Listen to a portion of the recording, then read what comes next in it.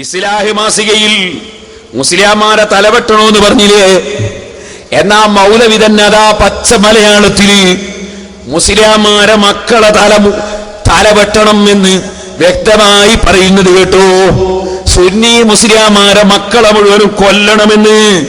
ഇവിടെ ശരിക്കും ഉദ്യോഗസ്ഥന്മാരും അതേ രാജ്യത്തിന്റെ ഭരണം കൈയാളുന്നവരുമൊക്കെ ശ്രദ്ധിക്കണം. എന്താണ് ഈ മുജാഹിദ് പ്രസ്ഥാനം? ഇവര് ചിലപ്പോ ചങ്ങരംകുളത്ത് പോവും, ചിലപ്പോ വയനാട്ടിൽ പോവും. എവിടെ പോയാലും ശരി ഇത്ര വലിയൊരു തീവ്രവാദി വിഭാഗത്തെ, ഇത്ര വലിയൊരു ഭീകരവാദ വിഭാഗത്തെ നമ്മുടെ കേരളം കണ്ടിട്ടില്ല കേട്ടോ. ശരിക്കും നിങ്ങൾ മനസ്സിലാക്ക്.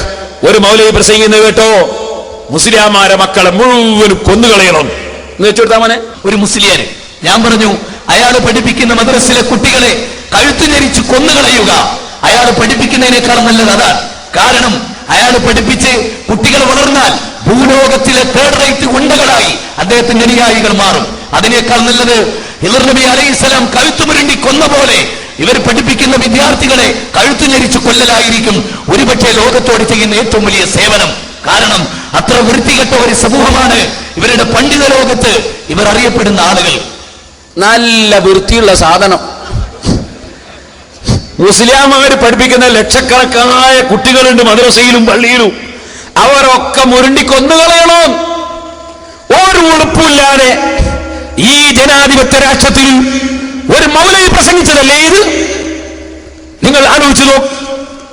ഈ ലക്ഷക്കണക്കായ മക്കളെ മുഴുവനും, ഈ പിഞ്ചു മക്കളെ മുഴുവനും കൊന്നുകളയണമെന്ന് പറയാൻ ഒരു വിഷമവും തോന്നിയില്ലല്ലോ ഈ മൗലവിക്ക്. ഇതല്ലേ മുജാഹിദ് മൗലവിമാര്? ഞാൻ വെറുതെ പറഞ്ഞതാണോ? എന്നിട്ട് മൂപ്പരത് ഇസ്ലാമിന്റെ തലയിൽ വെക്കുന്നത് രസോ.